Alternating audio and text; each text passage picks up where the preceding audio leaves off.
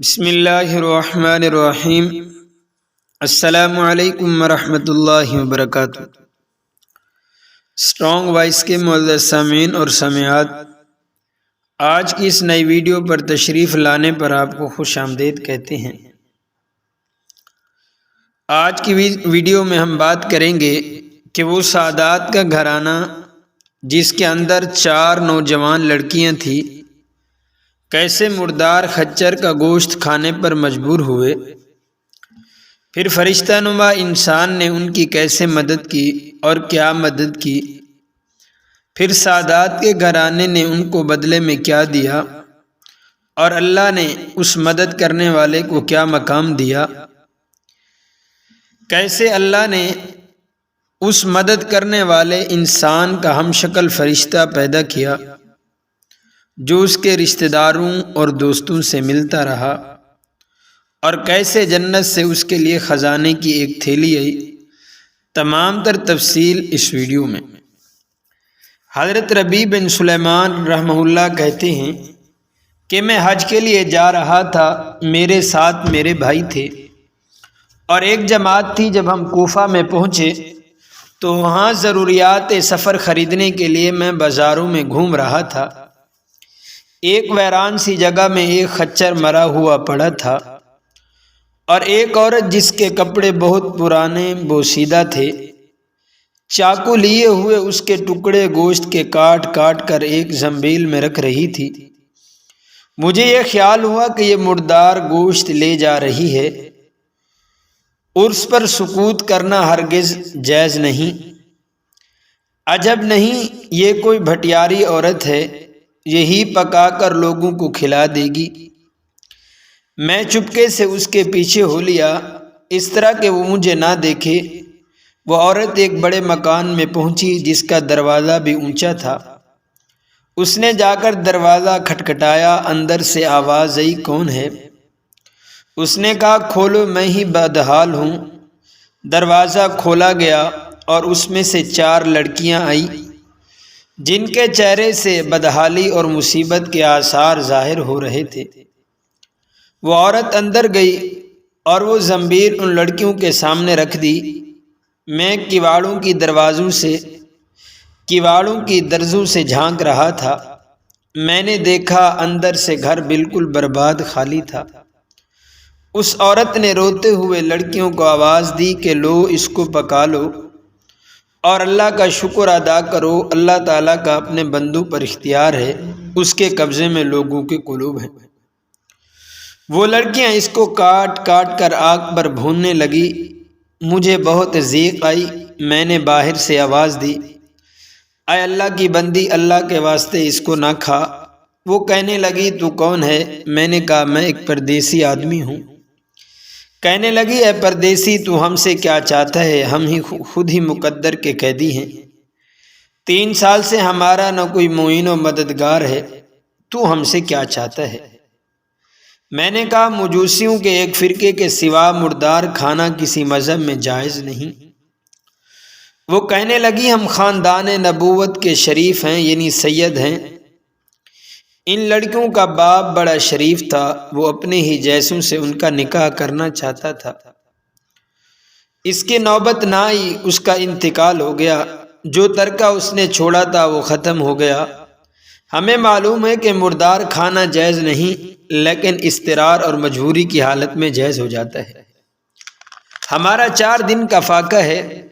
حضرت ربیع رحمہ اللہ کہتے ہیں، اس کے حالات سن کر مجھے رونا آ گیا اور میں روتا ہوا دل بے چین وہاں سے واپس ہوا، اور میں نے اپنے بھائی سے آ کر کہا، میرا ارادہ تو حج کا نہیں رہا۔ اس نے مجھے بہت سمجھایا، حج کے فضائل بتائے۔ حاجی ایسی حالت میں لوٹتا ہے کہ اس پر کوئی گناہ نہیں رہتا، وغیرہ وغیرہ۔ میں نے کہا، بس لمبی چوڑی باتیں نہ کرو۔ یہ کہہ کر میں نے اپنے کپڑے اور احرام کی چادریں اور جو سامان میرے ساتھ تھا وہ سب لیا، اور نقد 600 درہم تھے وہ لیے، اور ان میں سے 100 درہم کا آٹا خریدا اور 100 درہم کا کپڑا خریدا، اور باقی درہم جو بچے وہ آٹے میں چھپا کر اس بڑھیا کے گھر پہنچا، اور یہ سب سامان اور آٹا وغیرہ اس کو دے دیا۔ اس عورت نے اللہ کا شکر ادا کیا اور کہنے لگی اے ابن سلمان جا، اللہ جل شانہ تیرے اگلے پچھلے سب گناہ معاف کرے اور تجھے حج کا ثواب عطا کرے اور اپنی جنت میں تجھے جگہ عطا فرمائے اور اس کا ایسا بدل عطا فرمائے جو تجھے بھی ظاہر ہو جائے۔ سب سے بڑی لڑکی نے کہا اللہ جل شانہ تیرا اجر دو چند کر دے اور تیرے گناہ معاف کر دے۔ دوسری نے کہا اللہ تبارک و تعالی تجھے اس سے بہت زیادہ عطا فرمائے جتنی تو نے ہمیں دیا۔ تیسری نے کہا حق تعالی شانہ ہمارے دادا کے ساتھ تیرا حشر کرے۔ چوتھی نے جو سب سے چھوٹی تھی کہا اے اللہ جس نے ہم پر احسان کیا تو اس کا نعم البدل اس کو جلدی عطا کر اور اس کے اگلے پچھلے گناہ معاف کر۔ حضرت ربیع رحمہ اللہ کہتے ہیں کہ حجاج کا قافلہ روانہ ہو گیا۔ میں کوفہ ہی میں مجبوراً پڑا رہا کہ وہ سب حج سے فارغ ہو کر لوٹ بھی آئے۔ مجھے خیال ہوا کہ ان حجاج کا استقبال کروں، ان سے اپنے لیے دعا کراؤں، کسی کی مقبول دعا مجھے بھی لگ جائے۔ جب حجاج کا ایک قافلہ میری آنکھوں کے سامنے آ گیا تو مجھے اپنی حج سے محرومی پر بہت افسوس ہوا اور رنج کی وجہ سے میرے آنسو نکل آئے۔ جب میں ان سے ملا تو میں نے کہا اللہ جل شانہ تمہارا حج قبول کرے اور تمہارے اخراجات کا بدل عطا فرمائے۔ ان میں سے ایک نے کہا کہ یہ دعا کیسی؟ میں نے کہا ایسے شخص کی دعا جو دروازے تک کی حاضری سے محروم رہا ہو۔ وہ کہنے لگے بڑے تعجب کی بات ہے، اب تو وہاں جانے سے انکار کرتے ہے۔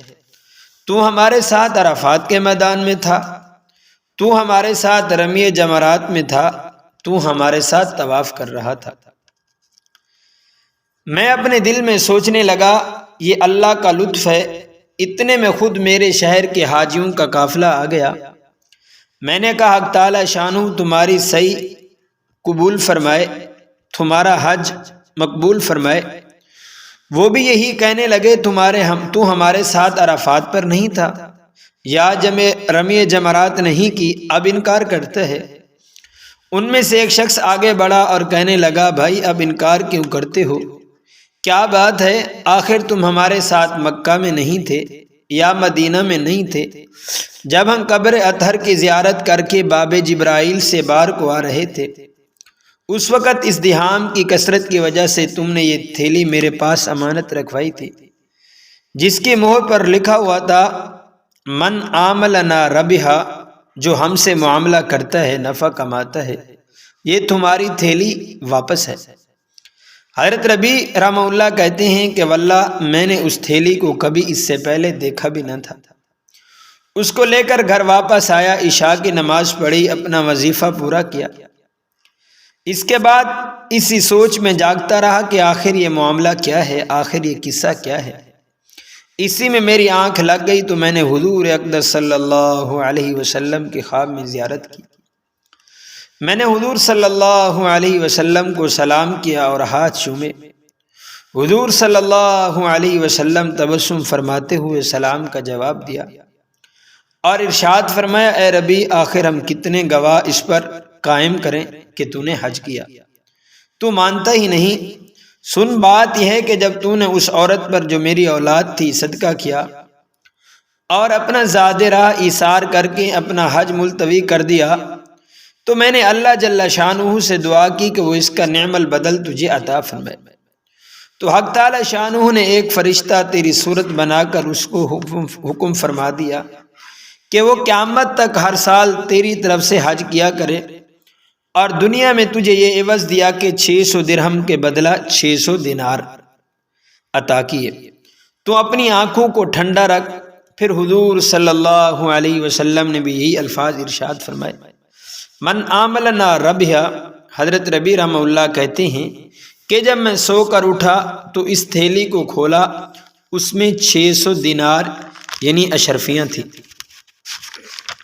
امید ہے کہ آپ کو ویڈیو اچھی لگی ہوگی، تو آپ سے گزارش ہے کہ آپ ہی اپنے چینل اسٹرانگ وائس کو سبسکرائب کر دیں، ویڈیو کو لائک اور شیئر کر دیں اور کمنٹ کے اندر اپنی رائے کا اظہار فرما دیں۔ جزاک اللہ خیرہ۔